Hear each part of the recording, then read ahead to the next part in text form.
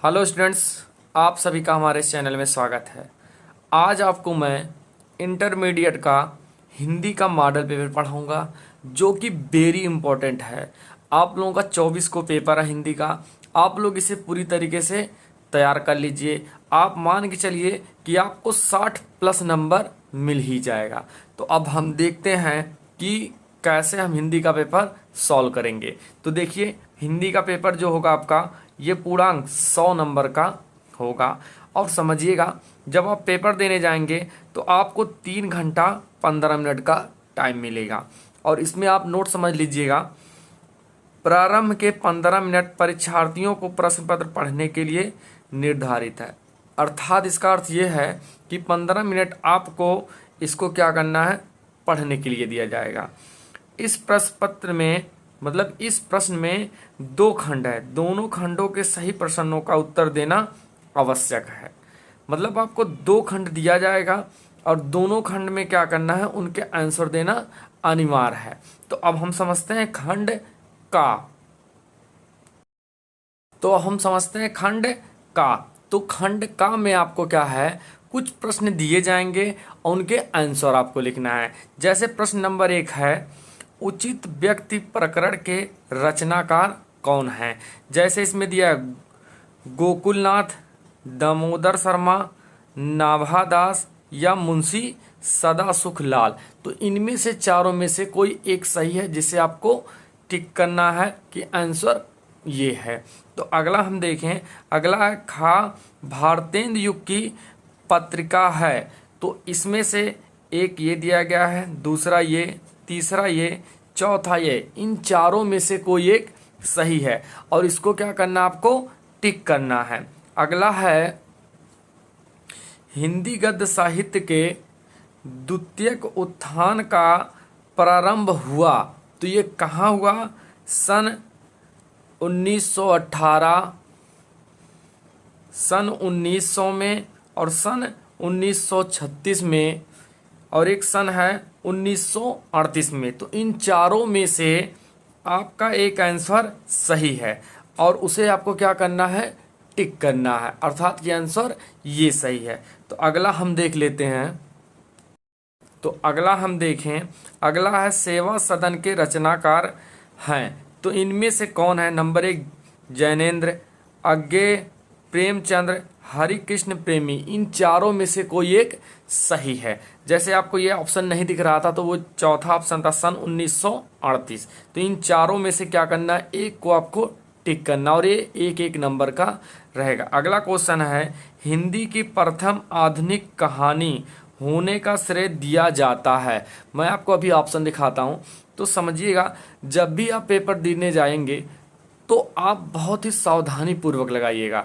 मतलब इसका यह है कि आप अपना दिमाग एकदम कंसंट्रेट रखिएगा कि आपको पेपर 3.25 घंटा का देना है। मतलब बहुत ही सावधानी से, कोई प्रेशर नहीं लेना है कि आप बहुत ज़्यादा प्रेशर ले लें जिसके कारण आपका पेपर सही ना हो पाए। आप बिल्कुल एकदम अपने दिमाग को क्या करना है, सावधानी पूर्वक रखना है और बहुत आसान से इसको हल करना है।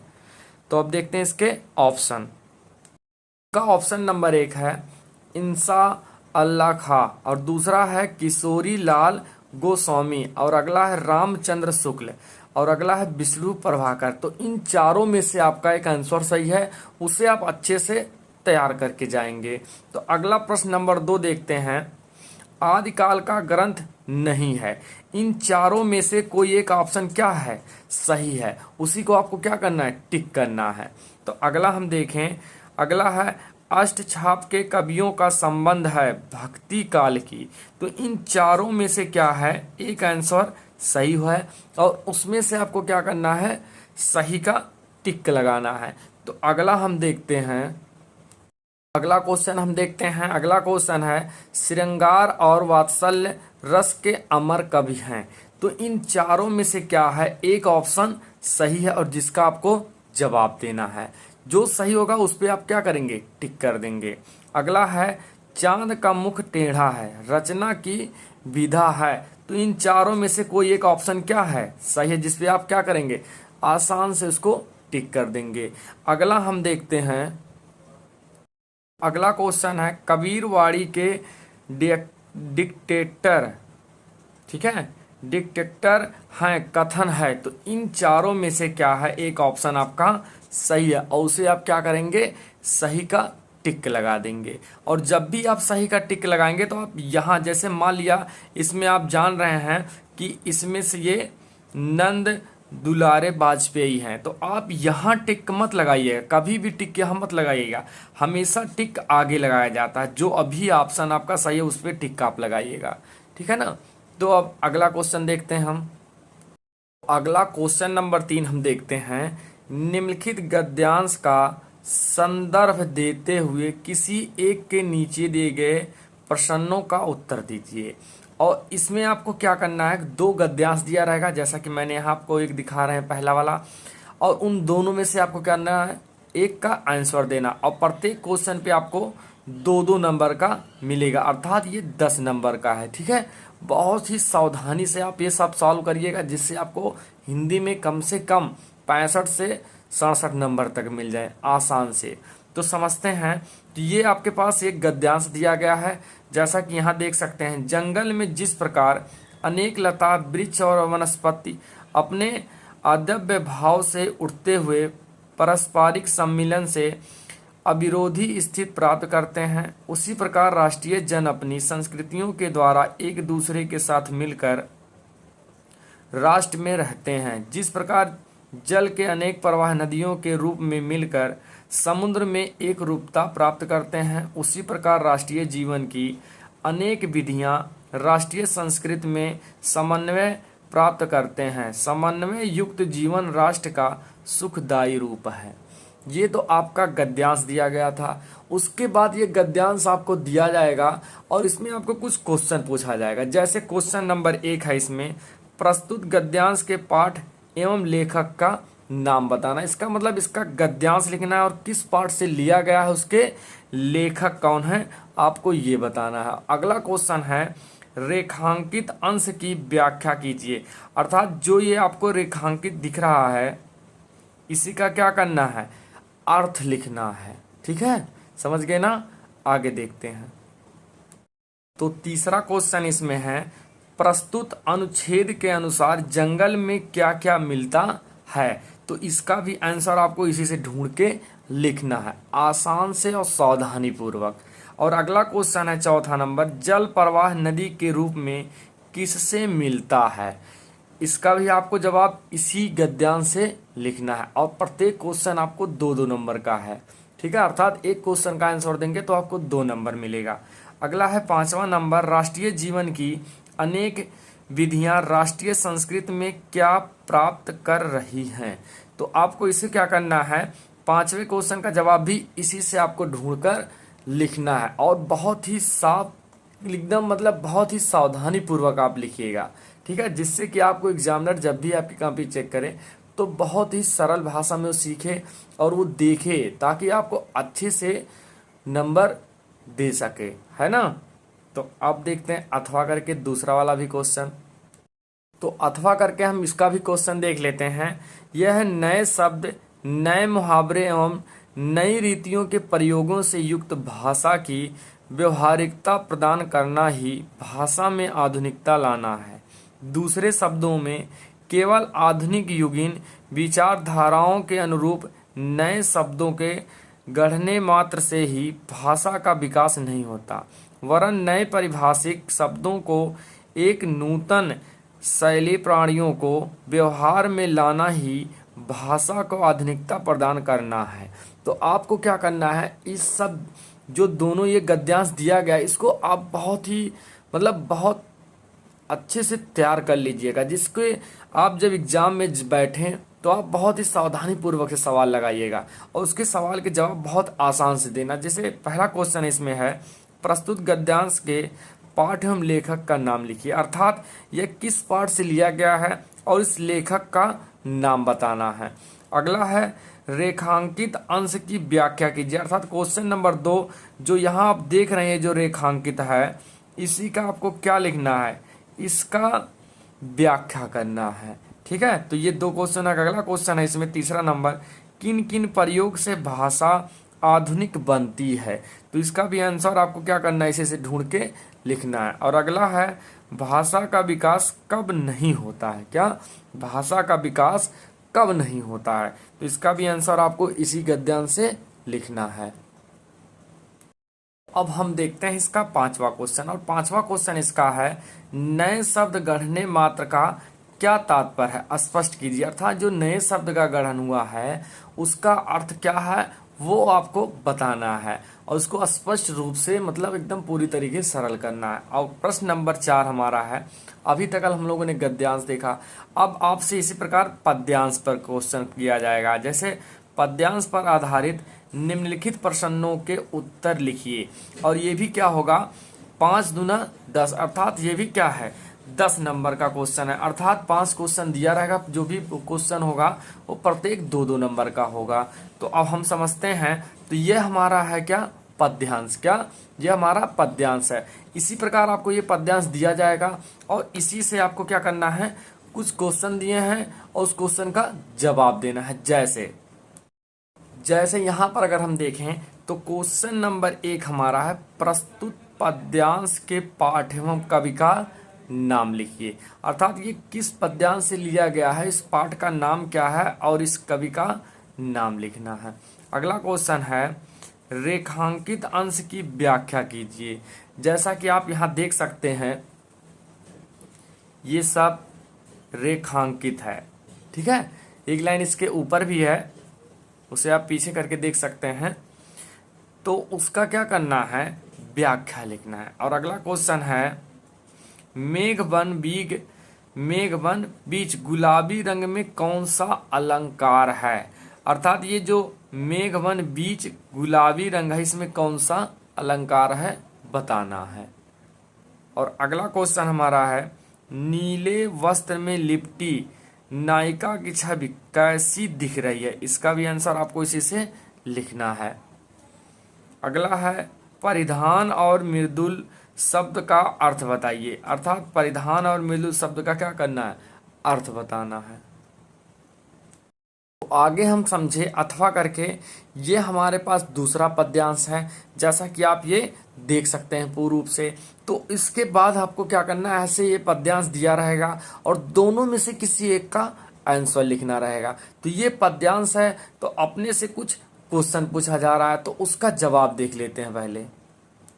तो अगला प्रश्न नंबर 5 हम देखते हैं, और इस प्रश्न नंबर 5 में हमको क्या करना है, जीवन परिचय लिखना है, ठीक है। जीवन परिचय जो कि आपको ये नंबर 1 है आचार्य हजारी प्रसाद द्विवेदी, मोस्ट इंपॉर्टेंट है। Number 2 APJ Abdul Kalam, very very important है।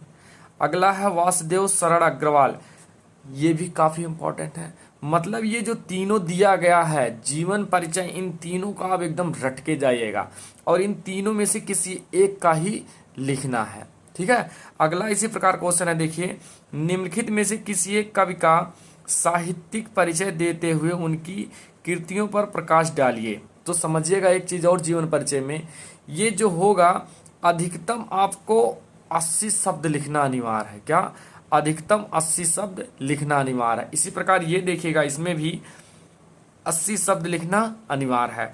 और एक चीज समझिएगा, इन तीनों में से किसी एक का ही आपको लिखना है, ठीक है ना। इन तीनों में से किसी एक का ही लिखना है। जैसे पहला है मैथिली शरण गुप्त, अगला सुमित्रा नंदन पंत और अगला रामधारी सिंह दिनकर। मतलब वेरी वेरी इंपॉर्टेंट ये टॉपिक है तीनों।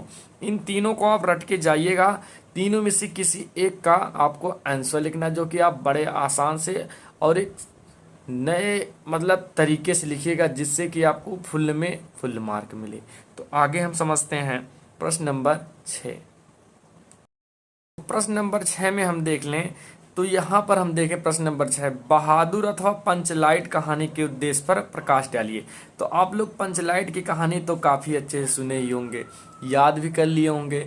ये तो आप 100 में 100% चलिए कि आपको ये 5 नंबर मिलना ही मिलना है, क्योंकि आप पंचलाइट अच्छे से याद किए हैं। ये हर एक साल क्वेश्चन पूछा जाता है, आपको पंचलाइट याद करके जाना है और आसान से साफ शब्दों में लिखकर आना है। अथवा भी करके रहता है, ध्रुव यात्रा कहानी की कथा वस्तु अपने शब्दों में लिखिए। तो आप क्या करिएगा, पंचलाइट की कहानी याद किए हैं उसी को लिख के आ जाइएगा आसान से। तो अगला हम समझ लेते हैं प्रश्न नंबर 7। तो प्रश्न नंबर 7 है हमारा, स्वपठित खंड काव्य के आधार पर किसी एक खंड के एक प्रश्न का उत्तर दीजिए और कम से कम कितने शब्द में। आपको 80 शब्द अधिकतम लिखना अनिवार्य है। जैसे आप लोग श्रवण कुमार, ये तो भाई आप लोग सभी लोग जानते होंगे, इनका खंड काव्य है ना, ये जो खंड काव्य है श्रवण कुमार जी का, ये सभी लोग अच्छे से याद ही किए होंगे। तो श्रवण कुमार जी का खंड काव्य क्या करते हैं, इस जैसे लिखा, श्रवण कुमार खंड काव्य के नायक का चरित्र चित्र लिखिए। अर्थात श्रवण कुमार जी के क्या करना है, खंड काव्य के नायक का चरित्र चित्र लिखना, और कितना शब्दों में, अधिकतम 80 शब्द में। ठीक है, अथवा करके भी कई सारा क्वेश्चन रहता है, जैसे अथवा करके यहाँ श्रवण कुमार खंड काव्य के आधार पर दशरथ का चरित्र चित्रण लिखिए। तो दोनों में से किसी एक को आपको इसका चरित्र चित्र लिखना है। अगला है रसमर्थी खंड काव्य के आधार पर कर्ण का चरित्र चित्र लिखना है। तो आप लोग क्या करिएगा, श्रवण कुमार का ही लिख दीजिएगा, जो कि ये भी आपका 5 नंबर में क्वेश्चन रहता है। ठीक है, ये सब फिक्स वाले क्वेश्चन है जो आपके पेपर में आना ही आना है। तो आगे हम देखें, तो आगे है अगला क्वेश्चन, मुक्ति यज्ञ खंड काव्य का कथानक संक्षेप लिखिए। अथवा ये भी क्वेश्चन है, ये भी क्वेश्चन है। ठीक है, इन सब क्वेश्चन का क्या करना है, आंसर लिखना है। लेकिन आप श्रवण कुमार का ही लिख दीजिए, क्योंकि वो सभी को याद रहता है। और ये 5वां क्वेश्चन यहाँ भी देख सकते हैं, मतलब इन सभी में से क्वेश्चन एक को आपको, जैसे श्रवण कुमार आपको याद है, तो उसमें से श्रवण कुमार का ही आप लिखिएगा। ठीक है ना, और उसी को ही लिख के आएगा, बाकी और अलग क्वेश्चन से नहीं लिखेंगे, किसी एक का ही जवाब इसमें सबको सब में से देना है। ठीक है, आगे हम देखते हैं। आगे हम क्वेश्चन देखें तो यह है, सत्य की जीत खंड काव्य के आधार पर द्रौपदी का चरित्र चित्र लिखना है। तो ये अथवा करके कई सारा क्वेश्चन आपको मिलेगा, जिसमें से आपको किसी एक का आंसर देना रहेगा। ठीक है, अब खंड खा में देख लेते हैं भाई। ये पहला क्वेश्चन है प्रश्न नंबर 8 का का में। देखिए, दिए गए संस्कृत गद्यांशों में से किसी एक का संदर्भ हिंदी में अनुवाद कीजिए। अर्थात देखिएगा, ये आपको गद्यांश ऐसे संस्कृत में दिया रहेगा। ठीक है, ये संस्कृत में ऐसे दिया रहेगा। उसके बाद इसका क्या करना है, संदर्भ लिखना है। कैसे, हिंदी में। किसमें, अर्थात मैं एक ही वर्ड में आपको बोल दूं, तो ये संस्कृत में दिया गया है, इसका अर्थ हिंदी में लिखना है। ठीक है, जैसा कि आप इसे देख सकते हैं। इसको क्या करना, पूरी तरीके से तैयार करके ही जाइएगा, ताकि आपका 67 नंबर तो अनिवार्य रूप से आ जाए। ठीक है, अथवा करके भी इसमें क्वेश्चन आता है, उसके आगे हम देख लेते हैं। आगे अथवा करके अगर देखें तो ये भी आपका क्या, ऐसे संस्कृत में दिया रहेगा, और इसको आपको क्या करना है, हिंदी में इसका अनुवाद करना है। ठीक है, मतलब हिंदी में इसका अर्थ लिखना है। तो खंड इसका खा भी देख लेते हैं भाई। यह है, दिए गए पद्यांशों से, अभी तक हम लोग गद्यांश देखे, अब देखेंगे पद्यांश। पद्यांशों में से किसी एक का सह संदर्भ हिंदी में अनुवाद कीजिए। इसका अर्थ है कि आपको ये पद्यांश ऐसे दिया जाएगा।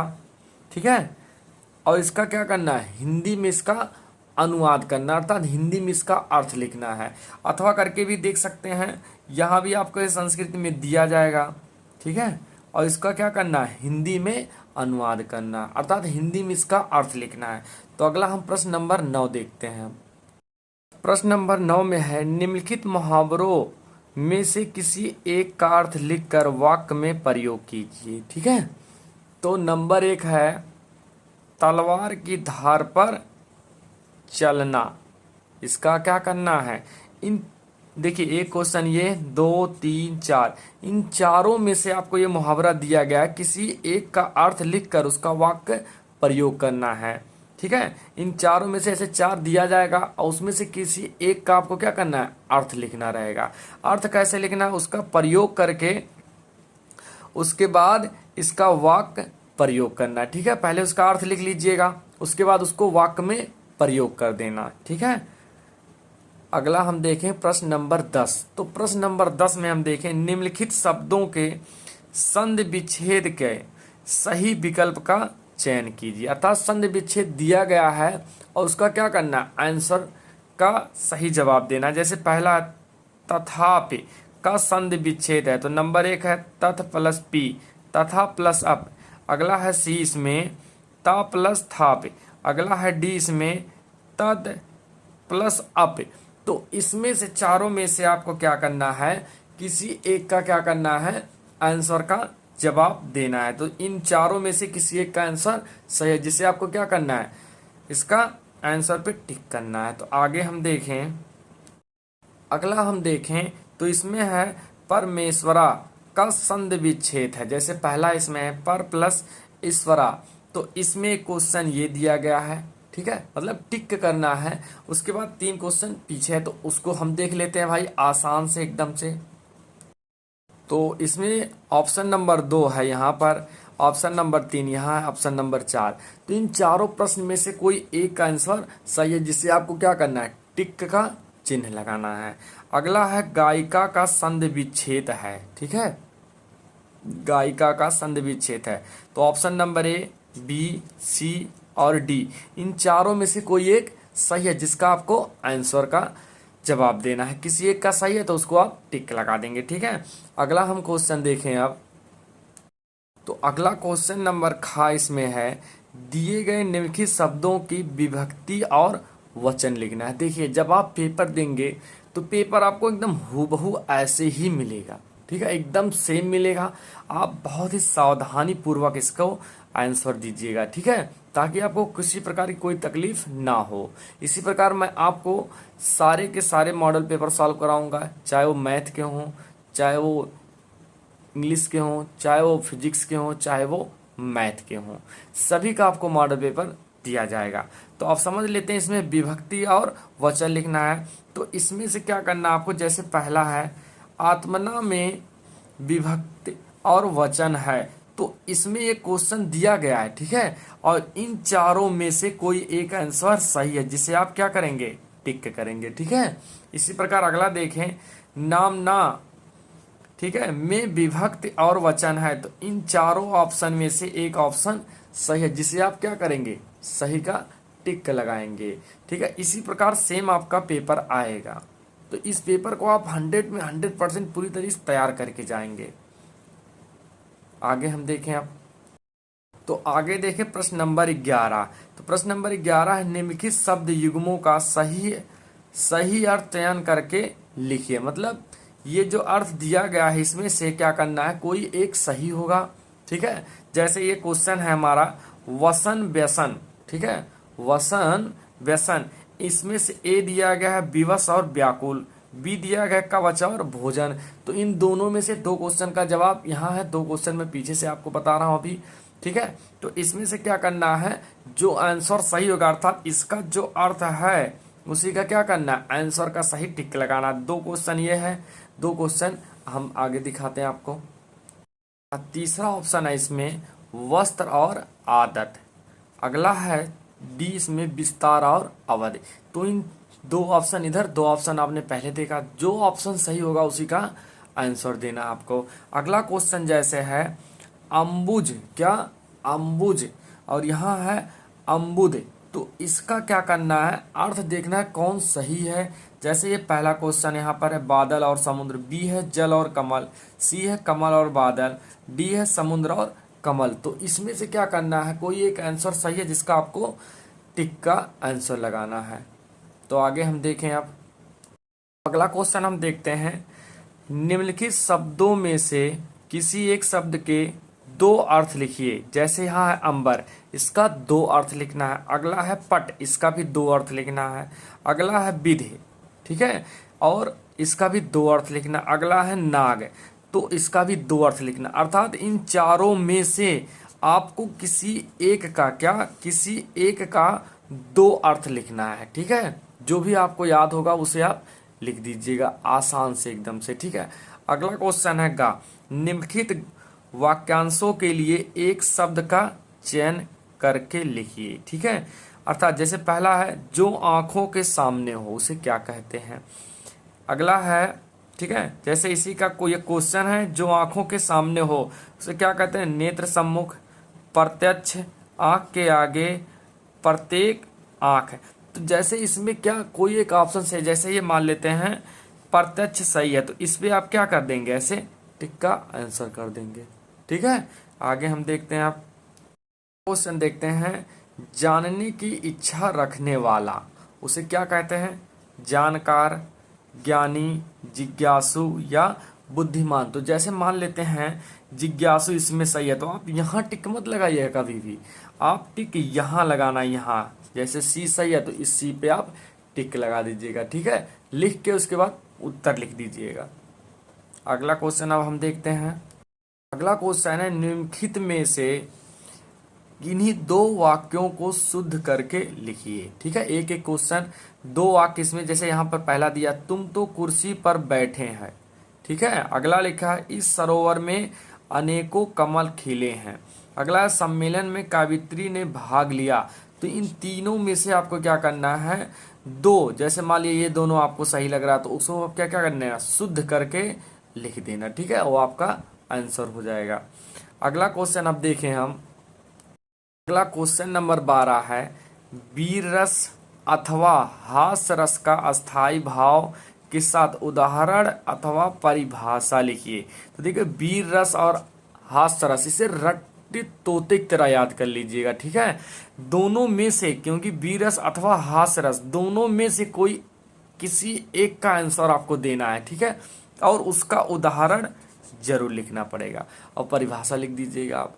अगला हमारा है, श्लेष अथवा उत्प्रेक्षा अलंकार का लक्षण अथवा उदाहरण लिखिए। सीधा सा अर्थ है, श्लेष और उत्प्रेक्षा अलंकार दोनों में से किसी एक का क्वेश्चन का आंसर देना और उसका उदाहरण लिखना अनिवार्य होगा। अगला हम देखें, दोहा अथवा सोरठा छंद का मात्रा सहित लक्षण तथा उदाहरण लिखिए। इसका मतलब दोहा या फिर सोरठा, इन दोनों में से किसी एक का आंसर लिखना है और उसका उदाहरण देना अनिवार्य है। ठीक है, प्रत्येक क्वेश्चन 2-2 नंबर का रहेगा। तो अगला क्वेश्चन हम देखते हैं। अगला क्वेश्चन नंबर 13 है, बैंक में खाता खोलने के लिए बैंक प्रबंधक को आवेदन प्रार्थना पत्र लिखिए अथवा शहर में फैली संक्रामक बीमारी की तरफ जिला अधिकारी का चयन आकर्षित करने के लिए आवेदन पत्र अथवा लिखा यहाँ पर प्रार्थना पत्र लिखिए। सीधा सा अर्थ है, जैसे ये पहला, बैंक में आपको खाता खुलवाना है। क्या बैंक में खाता खुलवाना है तो आपको क्या करना है, शाखा प्रबंधक को अप्लीकेशन लिखना है। ठीक है, अथवा करके यहाँ पर जैसे शहर में मान लेते गंदगी है तो उसको जिला अधिकारी को क्या करना है, अप्लीकेशन लिखना है, जिससे कि जिला अधिकारी उस पर गौर करे और आपका जो गंदगी हो शहर उसको क्लीन किया जाए। ठीक है, अगला 14 नंबर हम क्वेश्चन देखते हैं। हम देखते हैं क्वेश्चन नंबर 14, जो कि ये प्रश्न नंबर 14 आपका आखिरी क्वेश्चन है। ठीक है, निम्नलिखित विषयों में से किसी एक पर अपनी भाषा शैली में निबंध लिखिए। नंबर 1 है देश में बेरोजगारी की समस्या और नंबर 2 है आतंकवाद की समस्या और समाधान। अगला है वृक्षारोपण का महत्व और अगला है विद्यार्थी और राजनीति। अगला है 5वां देश की समृद्धि और विकास में समाचार पत्रों की भूमिका। अर्थात इन पांचों में से किसी एक का क्या करना है, निबंध लिखना है। और एक विशेष बात आपको बता दे रहा हूं, इस बार कोरोना पर भी निबंध आ सकता है। ठीक है, कोरोना पर भी निबंध आ सकता है, इसको भी आप एक बार अच्छे से देख लेना, सारी हेडिंग उसको याद कर लो ताकि उसे आप बनाकर भी आसानी से लिख सकें। तो ये तो था आपका हिंदी का मॉडल पेपर, और ये मॉडल पेपर आप पूरी तरीके से तैयार करके जाइएगा। तो इसी तरीके का वीडियो पाने के लिए आप लोग हमारे चैनल को लाइक, सब्सक्राइब और शेयर करना ना भूलें। वीडियो देखने के लिए धन्यवाद। जय हिंद।